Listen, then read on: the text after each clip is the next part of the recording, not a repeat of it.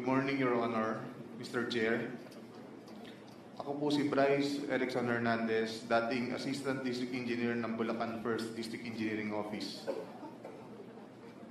Ako po ay na-contempt kahapon sa Senate Blue Ribbon Committee. Habang ako po ay nakadetain, nakapag-isip po ako at nagdesisyon na maglabas ng ilang nalalaman ko sa flood control project base po sa aking natatandaan sa ngayon. Tama po si Senator Lacson na ang mga engineers ng DPWH ay tila naging legman o bagman na lang.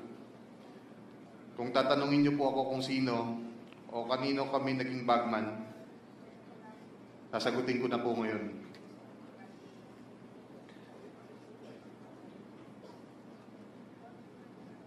Sabi ni Senator Marcoleta kahapon, ligtas ka na. Hindi po ito totoo.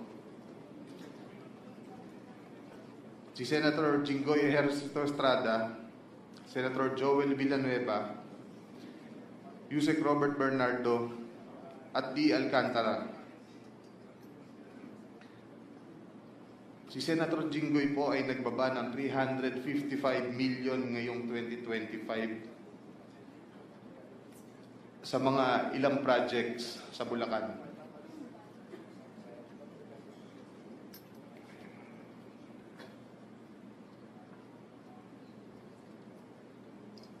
At ang sabi po ng boss ko dito ay 30% ang commitment dito.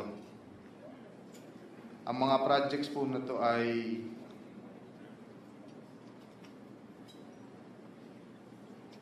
construction of flood mitigating structure with pumping station and floodgate phase 3 sa Hagonoy, Bulacan. Flood control mitigating structure with pumping station and floodgate sa Malolos, Bulacan. Hindi ko na po babasahin lahat to. Isasama ko po to sa aking written statement. No, mahalaga pong basahin yung buong listahan ng mga proyekto. These are the line items that everyone has been talking about. So I think the nation deserves to know which particular line items that are in the GAA that are being implemented for these particular personalities. Mr. Chair, may I also request that he be directed to read the entirety of his salaysay? Yes. Not to select a portion of his salaysay. Yes, he will. I think he will be required to read the entire, but we need